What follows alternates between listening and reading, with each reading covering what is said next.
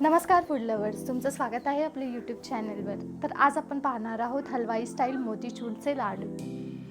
तर त्यासाठी आपल्याला एका भांड्यात चाळलेलं बेसन घ्यायचं आहे। वरून आपल्याला थोडं थोडं करून त्यात पाणी मिक्स करायचं आहे आणि त्याचं एक पातळ बॅटर बनवायचं आहे। बॅटर जर जास्त घट्ट असेल तर बुंदी मोठी होईल आणि मग ते लाडू मोतीचूर सारखे नाही बनणार, त्यामुळे आपल्याला बॅटर पातळच ठेवायचं आहे। तर एका कढईमध्ये मी तेल तापवून घेतलेलं आहे। आता तयार केलेलं बॅटर आहे ते आपण पाइपिंग बॅगमध्ये टाकतो, पण इथे आपण दुधाची पिशवी वापरत आहोत।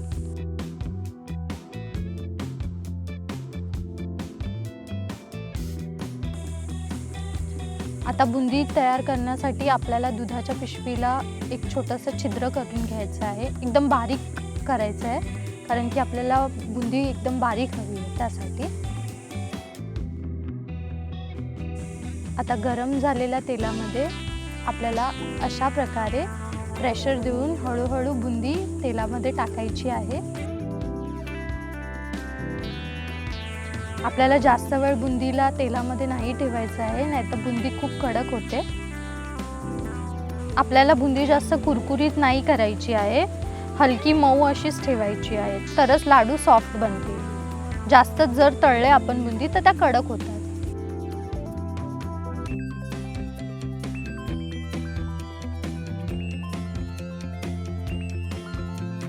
आता मी थोडंसं ऑरेंज फूड कलर घेतला आहे। वरून थोडंसं पाणी टाकून फूड कलर मी चांगलं मिक्स करून घेते।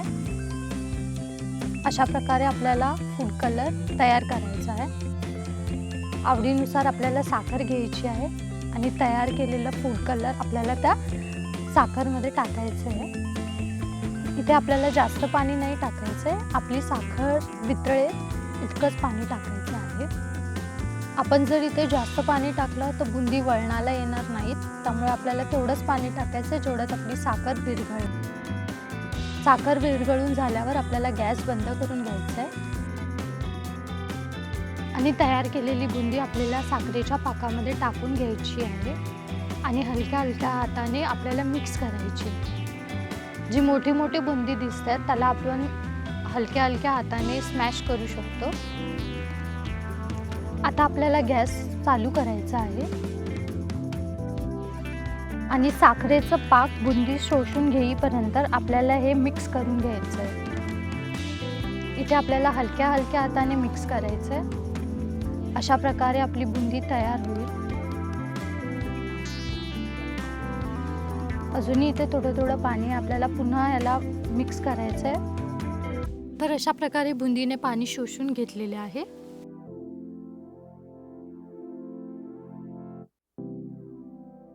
आता आपल्याला गॅस बंद करून झाकण लावून हे रूम टेम्परेचरवर थंड होईपर्यंत ठेवायचं आहे। मी एक 15 मिनिटं हे असंच ठेवलं होतं रूम टेम्परेचरवर येईपर्यंत। आता बुंदी थंड झालेली आहे। वरून मी काजूच्या बिया टाकते, तुम्ही मेलन सीड्स पण टाकू शकता, म्हणजे आपल्या खरबुजाच्या बिया।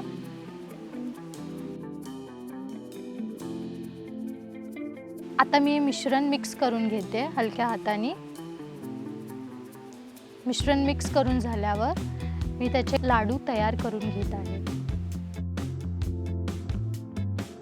अशा प्रकारे आपले मोतीचूरचे लाडू बनून तयार आहेत।